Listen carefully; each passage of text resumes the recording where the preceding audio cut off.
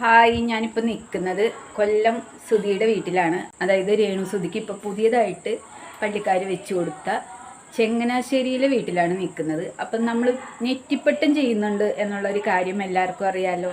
അപ്പോൾ അതിലൊരു നെറ്റിപ്പട്ടം നമ്മുടെ രേണു സുധിക്ക് കൊടുക്കാനായിട്ടാണ് ഞാനിവിടെ വന്നത്. ഇതാണ് നമ്മൾ രേണു സുധിക്ക് കൊടുക്കാൻ പോകുന്ന നെറ്റിപ്പട്ടം.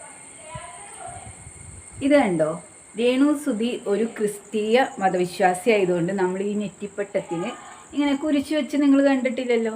അപ്പോൾ രേണുവിന് വേണ്ടി പ്രത്യേകം ആണ് നമ്മൾ ഇങ്ങനെ ഒരു കുരിശ് ഈ നെറ്റിപ്പട്ടത്തിൽ വെച്ചത്. സാധാരണ നെറ്റിപ്പട്ടത്തിൽ കുരിശ് വയ്ക്കുക എന്നുള്ളൊരു കാര്യം പൊതുവെ അപൂർവമാണ്. അപ്പോൾ ക്രിസ്തീയ മതവിശ്വാസി ആയതുകൊണ്ടാണ് നമ്മളിങ്ങനെ ചെയ്തത്. അപ്പം നമ്മൾ നെറ്റിപ്പട്ടം രേണുവിന് കൊടുക്കാൻ പോവുകയാണ്. ജസ്റ്റ് ഞാൻ വീടൊന്ന് കാണിച്ചു തരാം.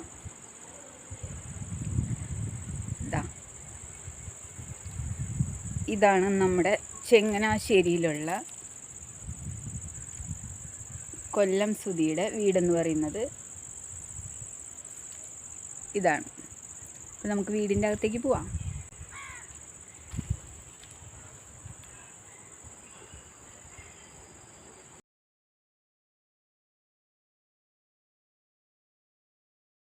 അപ്പോൾ കുറേ നാളായി നമ്മൾ സുധിലയത്തിലോട്ടൊരു നെറ്റിപ്പട്ടം കൊടുക്കണമെന്ന് ആഗ്രഹിക്കാൻ തുടങ്ങിയിട്ട്. എനിക്ക് ഒഴിവുണ്ടാകുമ്പോൾ രേണുവിന് ഒഴിവുണ്ടാവില്ല, രേണുവിന് ഒഴിവുണ്ടാകുമ്പോൾ ഞാൻ ബിസി ആയിരിക്കും. രേണു എന്നെക്കാളും തിരക്കുള്ള ആളാണ്. രേണു എപ്പോഴും ഷൂട്ട് അങ്ങനെയുള്ള കാര്യങ്ങളൊക്കെ ഉണ്ടാവും. അപ്പം ഞാനിന്ന് രേണു വീട്ടിലുണ്ടോയെന്ന് വിളിച്ച് ചോദിച്ചറിഞ്ഞിട്ടാണ് ഞാൻ രാവിലെ തന്നെ തൃശ്ശൂരിൽ നിന്ന് വണ്ടി കയറി ചങ്ങനാശ്ശേരിയിൽ എത്തിയത്. അങ്ങനെ നമ്മുടെ നെറ്റിപ്പട്ടം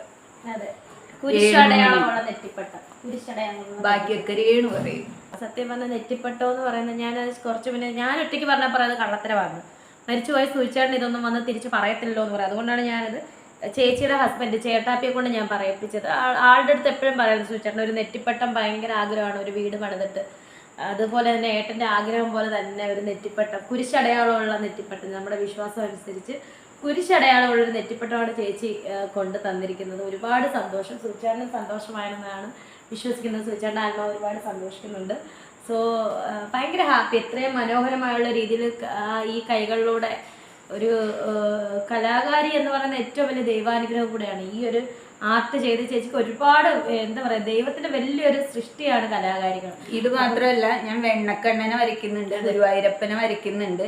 പിന്നെ രേണു പ്രത്യേകം പറഞ്ഞിട്ടുണ്ട് മാതാവിനെ വരച്ചിട്ട് കൊടുക്കണമെന്ന്. അപ്പോൾ എൻ്റെ ഇനി അടുത്ത വരവ് എന്ന് പറയുന്നത് ആ മാതാവിൻ്റെ ഫോട്ടോയും കൊണ്ട് ആയിരിക്കും. അതെ. അപ്പം ഒരുപാട് താങ്ക്സ് ചേച്ചി, താങ്ക് യു സോ മച്ച്.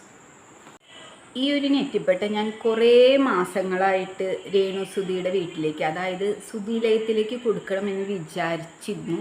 ഇതുവരെ എനിക്ക് സാധിച്ചില്ല. കാരണം രേണു സുധി ഓരോ തിരക്കായിരിക്കുമ്പോൾ എനിക്ക് വരാൻ പറ്റത്തില്ല. എനിക്ക് വരാൻ പറ്റുമ്പോൾ രേണു സുധി ഷൂട്ടിങ്ങിലായിരിക്കും.